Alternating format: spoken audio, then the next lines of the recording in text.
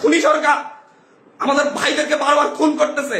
আমাদের মুখে এক কথা বলে সকালে কান্নাকাটি করতেছিল যে হচ্ছে এই লাশগুলা দায়কে নিবে, আর বিকেল না হতে আবার লাশ ফেলতেছে রাস্তায়। মানে দোমুখ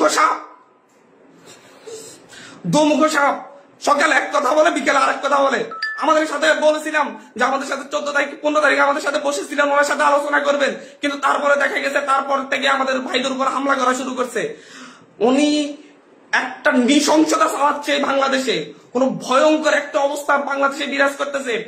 ছেলেদেরকে, শিশুদেরকে, বাচ্চাদেরকে, মেয়েদেরকে হত্যা করতেছে। ছাত্রলীগ যুবলীগ গুলি নিয়ে রাস্তায় নামতেছে, ওরা সন্ত্রাসীদেরকে নিয়ে রাস্তায় নামিয়ে আমার ভাই বোনদেরকে হত্যা করতেছে। আর বসে থাকা যায় না।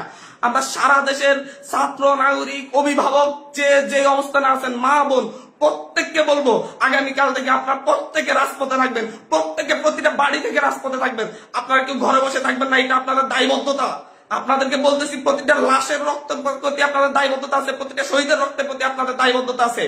আমি সারা দেশের প্রত্যেকটা নাগরিককে বলবো, আপনার যদি একটু লজ্জিত হন, আপনি যদি এই বিচার চান, আপনি যদি এদের বিরুদ্ধে দাঁড়াতে চান, আপনি ঘরে থাকতে পারেন না। আপনার প্রত্যেককে রাস্তায় নেমে আসতে হবে।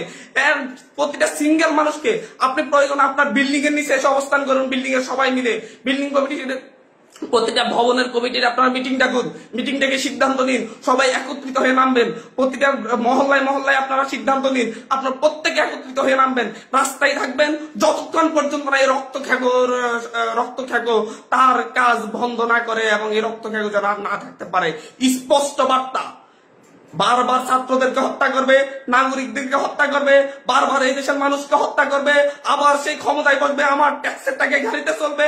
যাদের ট্যাক্সের টাকায় উনি গাড়িতে চলেন, সেই ট্যাক্সের টাকায় যে ট্যাক্স, সেই নাগরিকদেরকে হত্যা করবেন বারবার, এবং ক্ষমতায় বেশে উনাদের মতো করে আবার হাস্যরস সৃষ্টি করবেন, নাটকবাজি করবেন। এটা আর চলতে দেয়া যাচ্ছে না, এটা আর চলতে দেয়া যাবে না।